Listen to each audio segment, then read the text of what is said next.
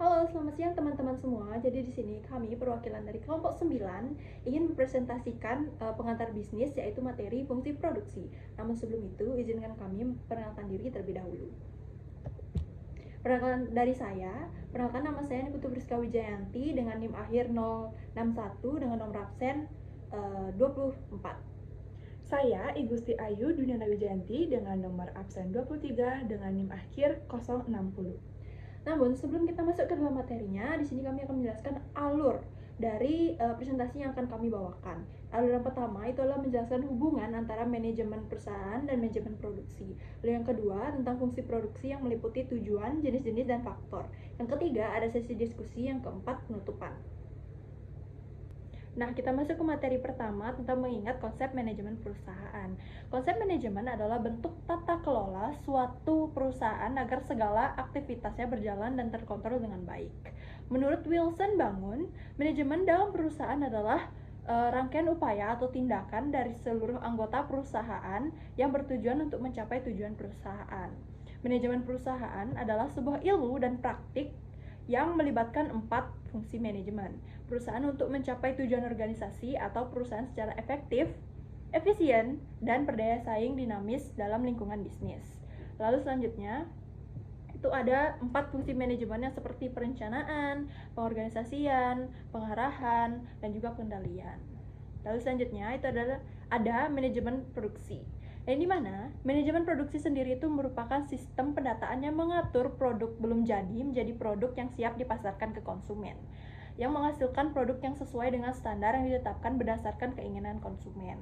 Produksi sendiri itu adalah sebuah proses yang dilakukan untuk menciptakan atau menambah nilai guna dari barang atau jasa, dan produksi sendiri itu dari pandangan perusahaan itu adalah untuk mendapatkan keuntungan sebesar-besarnya.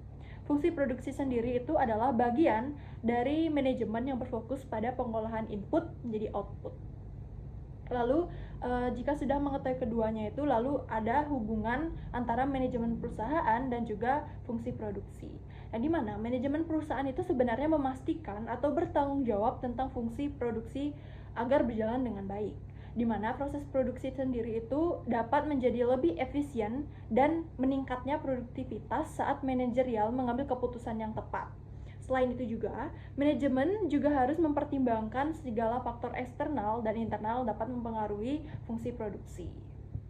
Dengan demikian, manajemen perusahaan tidak hanya berperan dalam mengoperasikan kegiatan sehari-hari, namun juga berperan penting dalam merencanakan dan mengimplementasikan strategi yang efektif untuk mencapai keberhasilan. Oke, materi selanjutnya itu adalah fungsi produksi, yang dimana ada beberapa fungsi produksi dalam konteks manajemen perusahaan. Seperti yang pertama, ada perencanaan, yang adalah kegiatan yang berfungsi untuk melaksanakan kegiatan produksi pada waktu yang telah disusun. Perencanaan produksi dilakukan agar sebuah perusahaan itu dapat bekerja dengan efisien dan efektif sehingga dapat menghasilkan keuntungan sebesar-besarnya sesuai dengan tujuan perusahaan. Lalu yang kedua, itu ada pengolahan, yang adalah kegiatan yang berfungsi sebagai fase produksi di mana bahan baku diubah menjadi bahan mentah, barang setengah jadi ataupun barang jadi. Lalu yang ketiga itu adalah pengendalian dan perawatan, yang di mana itu adalah kegiatan yang berfungsi untuk mengevaluasi dan mengawasi jalannya produksi agar sesuai dengan perencanaan yang telah dilakukan oleh perusahaan tersebut. Lalu yang keempat itu ada jasa pendukung, yang adalah kegiatan yang berfungsi untuk meningkatkan cara kerja produksi dan menetapkan metode apa yang baik dalam produksi yang dilakukan agar mencapai hasil yang sesuai dengan tujuan perusahaan. Sekian dari saya, akan dilanjutkan oleh teman saya. Baik, selanjutnya saya akan melanjutkan presentasi ini mengenai tentang tujuan produksi. Jadi tujuan produksi ini bisa dibagi menjadi 3. Yang pertama, ada memenuhi kebutuhan konsumen, yang dimana jadi masyarakat itu pastinya memiliki banyak kebutuhan yang harus dipenuhi. Dan jika kebutuhan itu tidak terpenuhi, maka kehidupan manusia tidak akan seimbang. Jadi tujuan dari produksi ini yaitu memenuhi kebutuhan konsumen. Yang kedua itu ada memperoleh keuntungan bagi perusahaan. Jadi produsen ini dapat mengambil selisih harga dari harga jual dan biaya produksi untuk menciptakan atau memberikan nilai guna. Dan yang ketiga itu ada mengurangi angka pengangguran. Jadi proses produksi perusahaan ini tidak mungkin dilakukan oleh individu atau seorang diri aja. Maka dari itu dibutuhkannya karyawan untuk melakukan proses produksi, dan ini bisa menjadi upaya dalam mengurangi pengangguran di Indonesia. Dan yang selanjutnya ada jenis-jenis dan juga faktor produksi. Jadi jenis-jenis produksi ini bisa dibagi juga menjadi dua. Yang pertama itu berdasarkan produksi yang dihasilkan. Nah, berdasarkan produksi yang dihasilkan ini juga dibagi lagi menjadi tiga. Yang pertama itu ada produksi industri, yang dimana produksi industri ini yang mengolah bahan mentah atau baku menjadi barang setengah jadi atau barang jadi dengan menambah nilai guna agar dapat dimanfaatkan oleh masyarakat. Untuk jenis yang kedua itu ada produksi perdagangan, yang dimana bergerak dengan menghubungkan antara produsen dengan konsumen agar barang yang diproduksinya itu dapat beredar luas di pasaran. Dan yang produksi jasa ini menghasilkan jasa yang keberadaannya itu dapat dirasakan manfaatnya. Yang kedua itu ada berdasarkan jangka waktu dan proses. Nah, berdasarkan jangka waktu dan proses ini dibedakan menjadi dua, yaitu berdasarkan jangka pendek dan juga produksi jangka panjang. Jadi produksi jangka pendek sesuai dengan namanya, jadi prosesnya itu berlangsung secara cepat dan dapat dinikmati secara langsung oleh konsumen. Untuk produksi jangka panjang itu kebalikan dari produksi jangka pendek, yaitu prosesnya itu secara menghabiskan waktu secukup lama dan panjang, dan prosesnya itu tidak sederhana. Jadi untuk dinikmati oleh konsumen itu tidak langsung. Selanjutnya ada faktor-faktor yang mempengaruhi produksi. Yang pertama ada faktor sumber daya alam, sumber daya manusia, dan juga sumber daya modal, serta keahlian. Untuk yang pertama ada sumber daya alam. Jadi sumber daya alam ini merajuk pada segala bahan mentah yang tersedia di alam, yang biasanya digunakan dalam proses produksi. Nah, sumber daya alam ini termasuk ke dalam tanah, air, udara, mineral, dan juga energi. Nah, energi ini misalnya seperti minyak, gas alam, dan juga batu bara, dan juga sumber daya alam yang lainnya. Dan keberadaan dan kelimpahan sumber daya alam ini mempengaruhi kapasitas produksi suatu perusahaan. Yang kedua, faktornya itu ada sumber daya manusia. Jadi sumber daya manusia atau SDM ini mencakup ke dalam tenaga kerja yang terlibat dalam proses produksi. Jadi sumber daya alam ini tidak hanya mencakup jumlah pekerja, tetapi juga kualitasnya, seperti pengetahuan, pendidikan, dan juga kesehatan.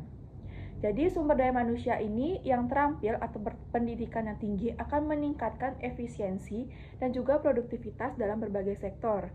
Misalnya di sektor manufaktur. Jadi pekerja itu yang sudah terlatih dapat mengoperasikan mesin dengan lebih efisien.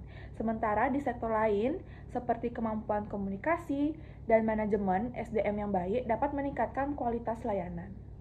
Dan yang ketiga, faktor ketiga itu ada sumber daya modal, yang dimana modal dalam konteks produksi ini merujuk pada semua barang atau peralatan dalam proses produksi seperti mesin, bangunan pabrik, dan juga peralatan serta infrastruktur lainnya.